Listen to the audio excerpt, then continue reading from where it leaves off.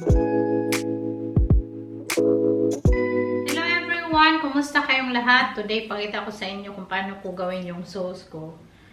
I call it Caesar salad sauce, pero may own way, no? So, may ano ko dito, tomato, and gumamit ako ng Romania slaw, kaya very suitable siya sa Caesar salad ba. But you can use different slaw naman, kung anong gusto nyo. Tapos, yung chicken ko, leftover ko to kahapon kasi nagbila ko ng KFC 1 bucket. Tapos ako lang naman nagkain 5 pieces. May natira pa sa ref, tatlo, isa lang kanain ko kahapon. Tapos isa to. Slice ko lang siya. Ito yung dinner natin. Si Saki, may lasagna pa naman siya. So yun sa kanya. Mamaya na siya magkain kay punta pa siya na ang kanyang best friend mag-walking daw. So gamit tayo ng honey, mayonnaise, tapos mustard, pepper, and salt. Tapos meron ako dito pang salad yung parang protein. So yun lang. Mix natin. Tapos gamitin tayo ng lemon. So yun. Maglagay tayo dito ng isang kutsarang mustard. Basta wag nyo lang damihan ba kasi hindi mo na siya manuhan. Kunti-kunti lang muna. Kasi pwede naman siyang dagdagan.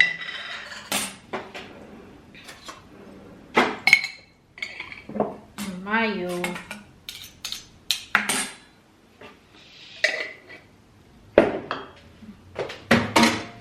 Tapos honey. Konti lang muna. And some salt. Konti muna. And black pepper. Mas gusto kong pag magamit ako ng mga salad, gusto ko yung fresh na i-ground mo kasi yung meron naman ako yung binili ko na brown na, pero mas gusto ko ganito pag mga salad yung ko. Tapos lime, syempre gamit tayo ng lime para acidity.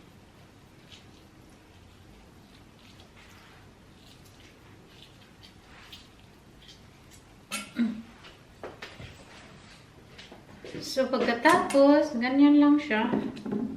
Kunti lang naman yung salad ko. So, kunti lang din gawin ko na sauce. Ganyan lang, i-mix. Tapos, maglagay ako ng parmesan cheese, no? Kalimutan ko i-mention sa inyo. Tingnan nyo na. Ang kulay, ang ganda nyo na.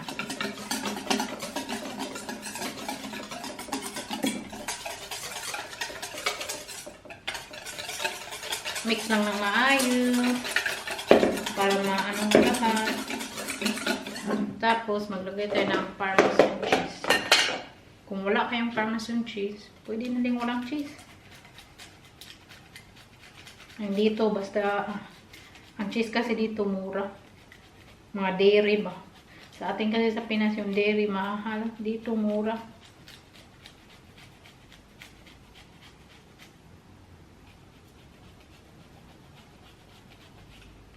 Okay na yan.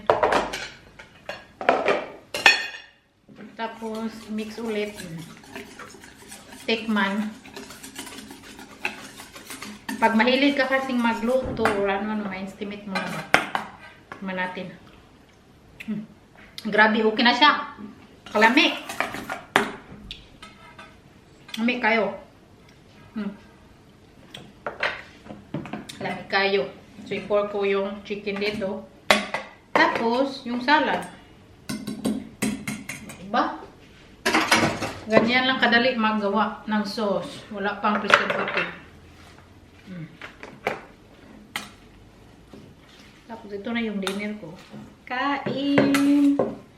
Tapos, pagkatapos ito, maglakad ako. Diba? Kaya sarap. Ay, nanlamuas na. Okay lang yun, malinis na. Okay na siya, na-mix na siya. Dito, mura lang to, 89 cents. Binili ko. So, tikman natin. Kami. So, nandito ako sa Action ngayon. Mamili tayo yung gamit ko sa pang-baking basket. Dito ako sa Action na malaki. Yung mga, I think, 15 minutes bike. sa bahay namin papunta dito. So, mamimili ako ng mga ganito kasi nagagawa ko ng mga homemade pesto. Lalagyan at tapos ibang baking pan. Kasi nagagawa tayo ng bread. Madami sila ditong display. Mga ganito ay pot. So, ito bili tayo. Maghanap ako yung ano ba, hindi, parang hindi garang-garang. Yung maganda din. Mura lang to. 89 cents. So, maganda to pang preserve sa mga jam or pesto. Kasi nag-homemade na tayo. Masarap yung homemade. Hindi ko lang sa bahay ba. Nag-booking ako kanina. Anyway, so bukas si Saki mapunta sa opisina niya. Kaya dami niyang tapusin. At magaling din kami. So, very busy siya. Pagbalik namin, busy siya. Busy din ako kakalaba kay. At pagbalik namin, dami namang labahin. So, ano, grabe. Ang dami pa din namin labahin. Anyway. So, gagawan ko siya ng bread. Kay most of the time, pag pumunta siya very early kasi mga, I think, mga gumising siya mga alas 6. Tapos 6:30, mag-alis na siya kasi mag-bike pa siya ba. Tapos, hindi man niya ako gisingin, no? Hayaan niya lang ako matulog. So, hindi siya magdala ng bread. Kasi tapulan siya ba, magdali-dali. So, ito na lagi yung ginagawa ko sa kanya. So, pakita ko sa inyo. May ako dito. 3 slice bread na dark. So, gawan ko siya ng bread. Ilagay ko lang siya sa rep para bukas. Diretso na siya ba. Kuhain lang niya. Tapos, wala. Ilagay ko din pala siya ng ham and cheese. Dito yung ating saan naman yung ating ham and cheese.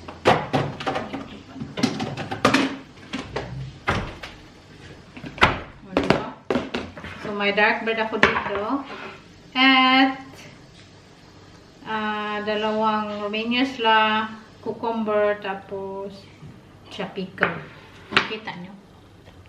So, yung bread ni Saki. Ganyan lang siya. May mustard ako dito. So, malaki man yung kain siya. Malaking kain buong. Malaki talaga yung kain si Saki. Kaya lang, hindi siya tumaba kay gakain niya deposit man. Ito na ibang ano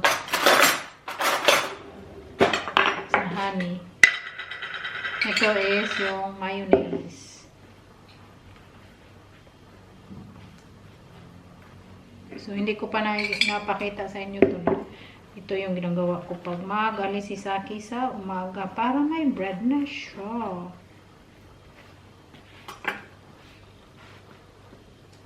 So, ilagay natin itong lettuce. Ganyan na. Tapiko.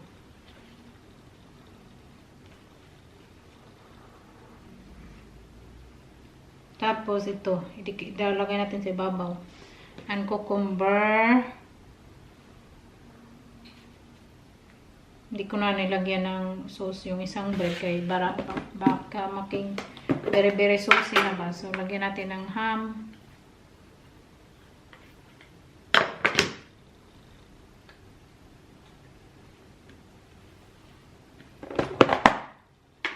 Tapos cheese.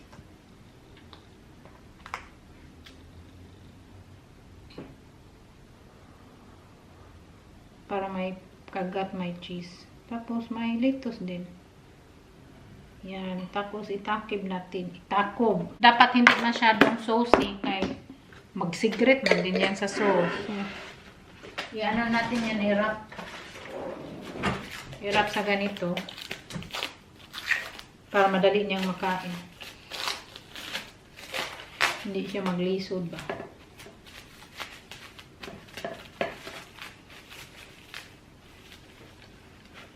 Baka wala na kaming plain wrap.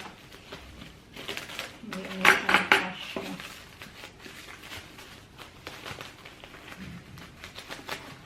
Ito lagi yung ginagawa ko pag lalo na pag mag-travel kami. Last time sa bus travel namin, nagdala ako ng bread na ganito. So, kasi yung tinda sa ganito man din. So, mas makasave pa. Magdala na lang kayong sariling bread. Kung nag-bus travel kami, ito yung ginagawa ko. Okay.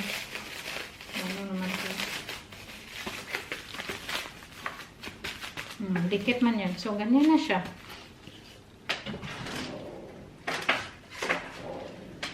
So, hindi siya mahirapang mag-cut. I-cut natin ganyan na lang. Or ganyan. Ganyan na lang para maganda tingnan. Make sure yung knife nyo is very hait. Hindi din mag-cut pag hindi hait.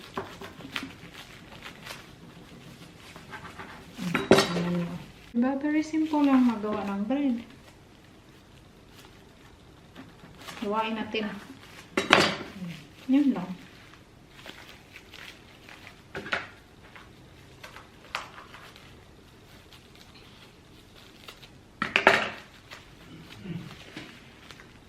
So, yan lang yung baon ni Saki pag mag-alis siya ng very maaga at hindi niya ako nigising. Yan lang. O, diba? Very neat, simple, masarap na.